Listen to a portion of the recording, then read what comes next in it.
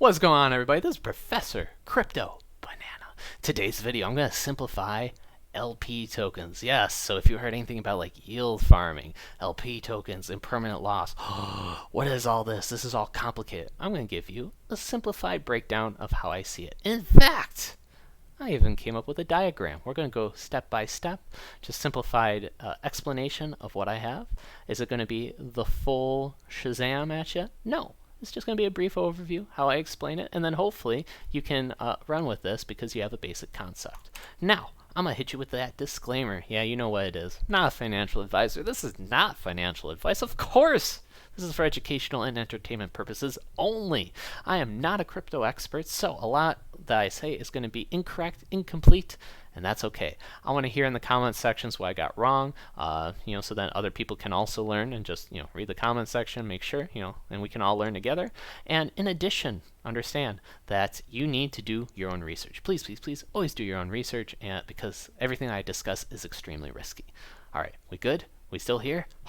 Heck yeah. All right, so let's go over this diagram. So, what you need to know is there's different ways on how you can get crypto tokens, believe it or not. Now, a lot of people, they know the basic way.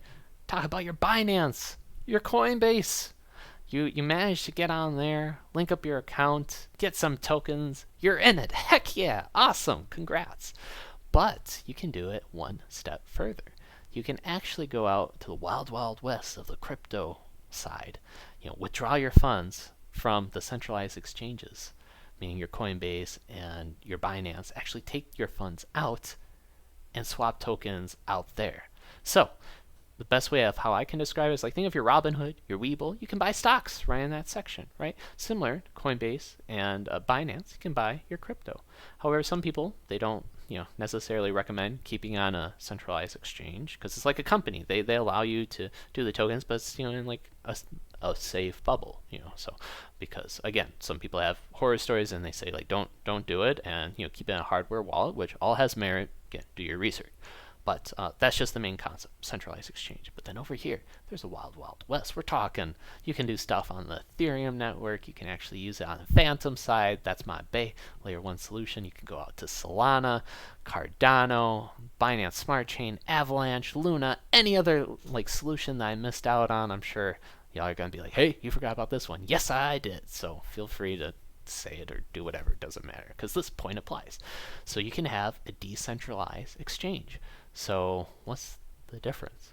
So basically, instead of relying on a company, you can go out to the crypto world and you can now swap tokens with people who put up their own money and smart contracts, meaning just think of it as like code that allows it to happen.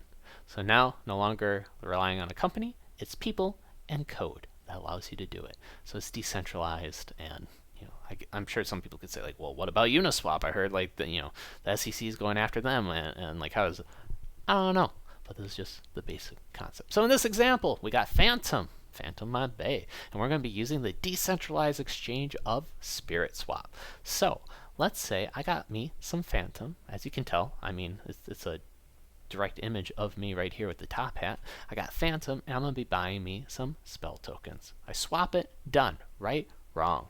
Well, actually, no, that's pretty much it. However, if you always like look at the little disclaimer at the bottom, it says like, hey, there's a small fee, like 0.25%, whatever it may be. I don't even know the exact number, but it says, hey, this small amount of fee goes to the liquidity providers. And you say, yeah, I don't care. I don't even know what that is. Just give me my token. And you're like, okay, cool. Well, let's go over what that truly means and how other people are trying to benefit from that. Okay? So as I said, you can give out money temporarily. So during this swap, let's just say a small portion of my Fantom goes in, and a small portion of that smell also goes in. It goes into this big pool. Okay? So we're going to just say an LP token. What is an LP token? We're just going to say it's like 2 coins smashed together. We got our spell and our Fantom, right? FTM/spell. Now, you may see some lowercase letters in front of some of these sometimes, such as like a lowercase y Fantom, which stands for yearn, where you deposited your tokens into Yearn. And we're not going to go over that because there's ways on how you can deposit these tokens that get even like greater rewards, and you get like a little lowercase letter in front of it that's confusing. Don't worry about that. I just see it as a way for a project to say, hey, you deposited that token with us. We're going to label it for you. So then that way you can keep track. It's a receipt, but then like, hey, we also branded it. Okay, so just keep that in mind. But in general, LP token, it's just 2 tokens put together, so then that way people like me can come onto the SpiritSwap exchange and swap for what I want, because people are combining those 2 coins for me, so then they can swap. And then as tokens come in and out, it fluctuates. But either ways, some of the fees come in, and imagine it's like a pool, right? Like this is a big pool, and there's a lot of people in here. Well, these tokens, remember, because a small portion got taken from that swap, a little bit gets fed into here, so this purple box is going to grow, and this blue box is also going to grow, and then also here and here. But the bigger portion you represent, the bigger portion of the fee you get. But you could say, Professor, dude, this was just one swap, and it was really low fee. Why would anybody want to do that? That's a valid question, but imagine if it's a token that's very popular. People are always like swapping back and forth. That's a lot of fees that get collected, and people don't like it when all of a sudden they swap their token, and there's things called like slippage, where essentially like you want to go from one token to another, and it exchanges so much and it shifts the balance so much that you end up with less. That's what's known as slippage. Okay, could go into more details later, but that's not important. But the more people you got over here bringing that liquidity over, meaning more people that are temporarily giving up their funds, and the more funds that are in there, it's so minute. No matter how much Fantom I have, I couldn't like really throw things off balance, because man, look at how many tokens there are over here. Like my little bag right here can't do nothing in compared to here. So that's kind of like where slippage comes in. And that's why a lot of projects, they want a lot of liquidity, because that means when like a lot of ducks like me come around and want to swap, I'm not doing that much shifting of the price, because look at how many other tokens there are in comparison. It doesn't fluctuate. Okay. If you're with me so far, give yourself a pat on the back. Heck yeah. Because that was a little bit more advanced. You don't need to know. But essentially, you gotta know you got some small fees that are collecting, and you may have a bigger portion of the pool, and a little bit of the tokens get fed into here, a little bit of the tokens get fed in there, a little here, a little there. This green bar right here represents kind of like your 50-50, like what you get.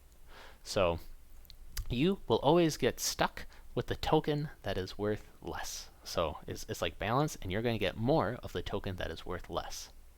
Okay, so in the next example, I'm going to show what's impermanent loss, where like, oh my goodness, one coin pumps and the other one dumps. Well, you get left with a coin that is not performing well, and you get a lot of it, and then you're like, oh man, why did I get stuck with kind of like the lower performing coin? This ain't cool. I wanted the other one. Well, too bad. That's kind of why they give out the rewards, so that people, when they get into those situations, it's like, hey, we want you to give the funds to allow everything to work. So that is how I can explain that. So you know what? Let's go straight to that example. Now, keep in mind, let's say a token just skyrockets in price. You're like, yes, yes. Like both tokens, like real, or just one token just skyrockets in price. Remember, you're going to be stuck with more of the tokens that did not perform, and that sucks. So there are often times where it's better if you're really bullish on a coin and you think, again, not financial advice, but you're really bullish on a coin and you think that's just going to like pump super fast. That may be a better time to just hold the token as opposed to being a liquidity pool provider, meaning don't try to give off 50-50. Hold on to the token that you think is going to be worth a lot more and show up in price drastically, because that will do you a lot better. I made that mistake where I was like watching like some of the tokens. I'm like, yeah, Fantom's going up, and like this other token's going up, but it just skyrocketed. Like I'm watching like, oh yeah, brother gonna get paid. Brother gonna get what now? That token doubled, and I'm only left with a 20% increase. This is some BS. This is not cool. But when you do an LP, I'm going to go over like maybe some guidelines, but when you do decide to do yield farming and whatnot, there's certain kind of like guidelines where people say like, okay, like for example, get two tokens that are correlated, meaning when they both go up and when they both go down, or just sideways, just flatline. These are all great times. Do it for like more of a medium to long term as opposed to short term, but we're getting ahead of ourselves. Let's focus. Okay.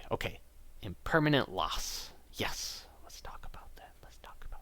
So imagine things fluctuate, right? People are swapping and putting coins in, taking coins out, and the balance is always just going. It's fluctuating. And it's known as impermanent loss because anytime you could be like down a lot of money, you could be up some money. Just fluctuates. But as long as you don't take away your coins, you're fine. But the moment you decide to do it, that's a permanent loss. So there's a difference between impermanent loss and permanent loss. And permanent, again, fluctuating, but it doesn't matter because you're leaving your stuff in, and the profits can always return and they can always leave. But that's just how it goes. But ideally, the rewards make up for it. So in this case, like let's say you brought in your tokens, your spell, and your Fantom, and it goes, it's fluctuating, all that good stuff. And then all of a sudden, like, hey, let's hope, knock on wood, doesn't happen. We want both tokens to go up. But in a temporary day or two, Fantom decides to take a break and sell off. People take a little bit of profits, okay.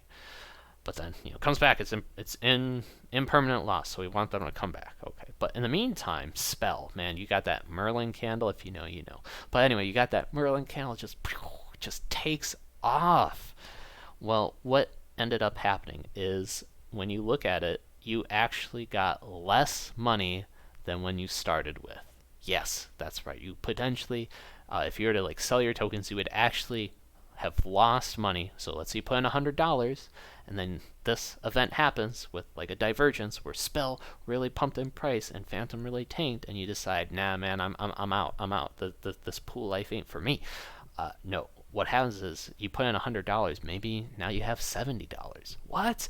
Yeah, because you got left with the token that underperformed. You got like left with it essentially a lot more, and then you got less spell as a result. But this one took off in price. Professor, should I have like kind of like some amount it balances out? Nope, it's not how that works. So that's just kind of like an explanation of that. Now hopefully prices balance out. There's some ideas that go out there like, yeah, make sure that the tokens are correlated. So if they both go up, then hey, your $100 could go like 120, 140, because hey, both tokens are kind of going up.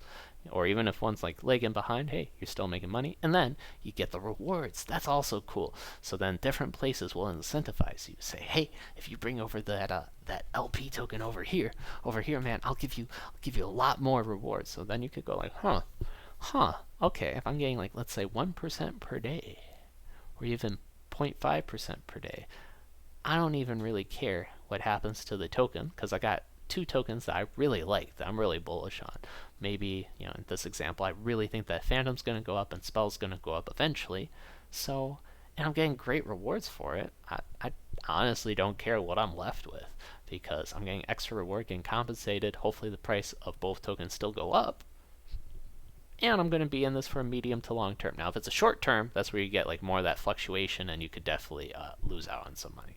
So that is just how I understand impermanent loss. So again, fluctuates.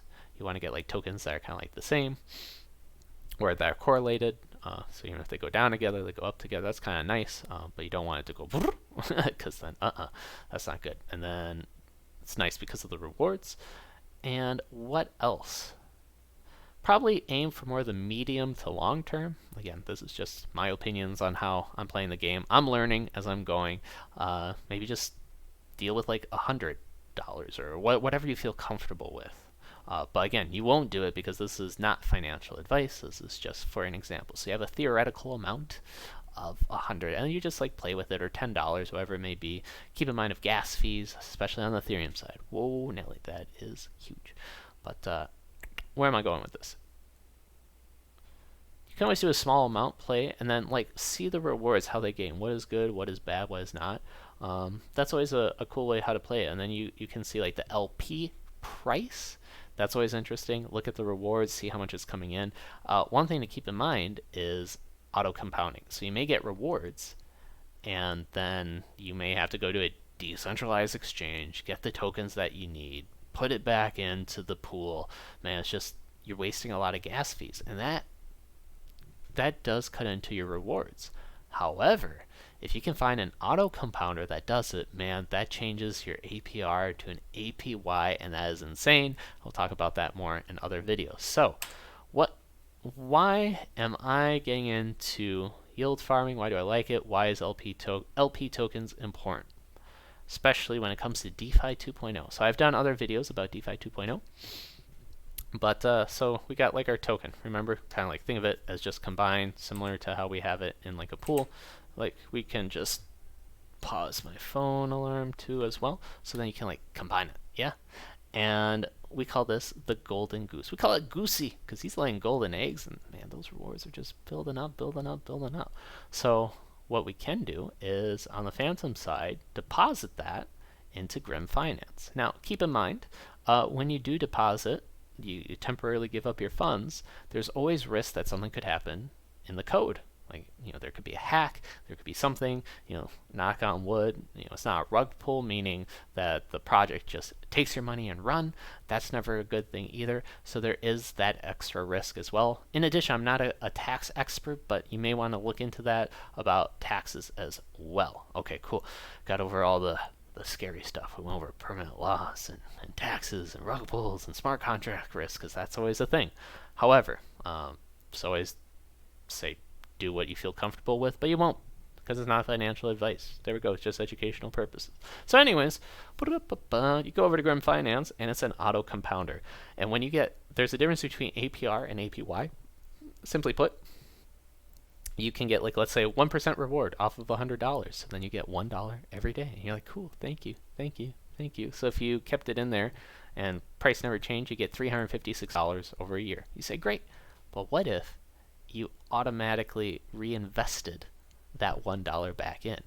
The amount of rewards after the year, they vary greatly from an APR standpoint to APY. So if you're auto compounding and putting all the extra little rewards that you get back into the system, back into your investment, just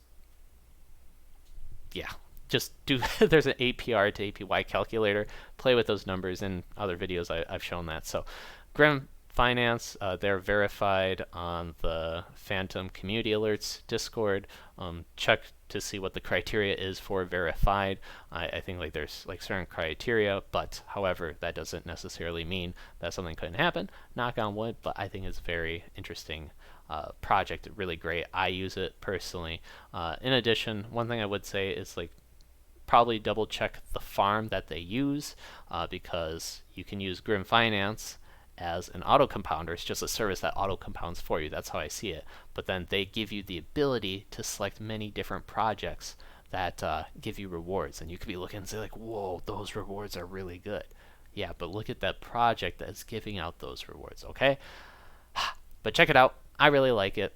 I would recommend it. But again, be very mindful of where you're putting the funds, how it's doing it, also deposit fees, all that good stuff. Okay, so we got Goosey. What else? So we also got Abracadabra. Think of this as the bank. So it's really revolutionary because what they do is, let me check out the time here. Okay, so because they actually will allow you to borrow money against Goosey. So Goosey's laying those golden eggs, getting interest, all that good stuff, rewards, and you can borrow against it. I mean, you could get more Gooseys. You can just take a loan for yourself and actually go into money, like, or get a different token. It is crazy. And what I really like about this is like it's decentralized in that way as well, and they're taking on tokens that other places wouldn't normally, like the Goosey side. So that is awesome in my opinion. And finally, Popsicle Finance, where they're going to be doing like cross-chain, meaning let's say there's really great rewards of your token out on the Binance Smart Chain or maybe on Ethereum, but you don't have the time and the funds to constantly be like, reallocating. They'll do it automatically for you. That is awesome. Now, not all the features are maybe necessarily implemented across all these projects, so keep in mind, just watch it, see what comes out. But I'm just letting you guys know, like, little ideas, little here, little there, and that's what's really cool about the power of LP tokens, auto compounding, and DeFi 2.0. I'm going to hit you with some resources. So if you ever want to learn more, I really like on the Fantom side, Fantom Alerts. Man, he does so many videos, gives exposure to places you can even, I'm sure he does a video about Grim Finance, or at least I know he mentions it in some of his videos, and he talks about, man, a great deal about how to give LP tokens and give like step-by-step guide. It's really great. So I love that. Definitely should check out some of his videos. That's where I'm learning from. He also drops really good alpha on his Twitter page. I apologize, sir. I don't want to butcher your name, so I'm gonna believe it's Taiki, and he gives a way more in-depth explanation about yield farming. I watched a few of his videos, really liked it. It's amazing. So he's not just one chain, he does multiple, because he'll just follow the yield, and I definitely say check him out. Look at these videos, got a lot of subscribers as well. And finally, I got explanation of my DeFi 2.0 video here. And if you're ever wanting, like, yeah, DeFi 2.0, all the different cross-bridging here, Daniele, you want to follow this man, just watch his Twitter followers. I'm sure that by the time you're watching this, you're like, okay, 106,000 followers.